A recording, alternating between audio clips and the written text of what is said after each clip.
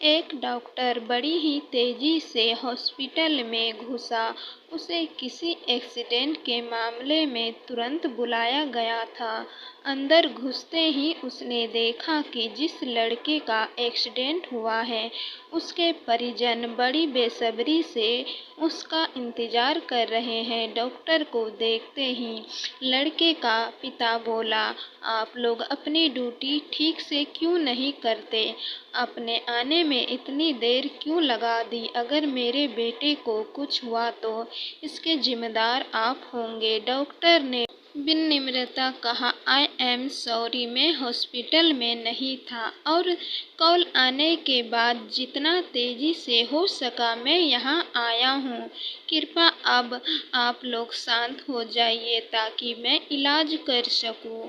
शांत हो जाइए, लड़के का पिता गुस्से में बोला। क्या इस समय अगर आपका बेटा होता तो आप शांत रहते? अगर किसी की लापरवाही की वजह से आपका बेटा मर जाए तो आप क्या करेंगे? पिता बोले ही जा रहा था, भगवान चाहेंगे तो सब ठीक हो जाएगा। आप लोग दुआ कीजिए, मैं इलाज के लिए जा रहा हूँ। और ऐसा कहते हुए डॉक्टर ऑपरेशन थिएटर में प्रवेश कर गया।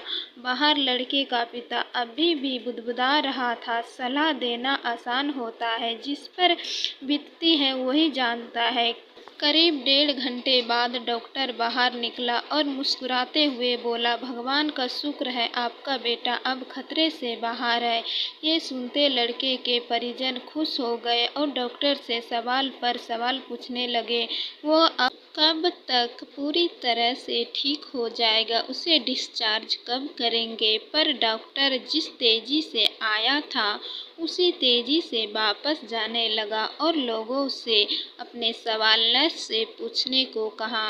ये डॉक्टर इतना घमंडी क्यों है? ऐसी क्या जल्दी है कि वो 2 मिनट हमारे सवालों का जवाब नहीं दे सकता?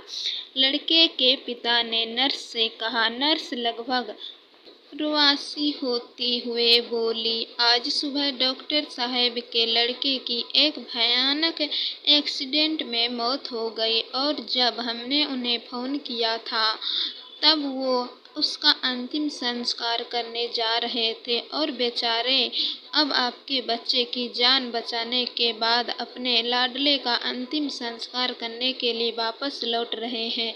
ये सुनकर लड़के के परिजन और पिता शर्मंद रह गए और उन्हें अपनी गलती का एहसास हो गया।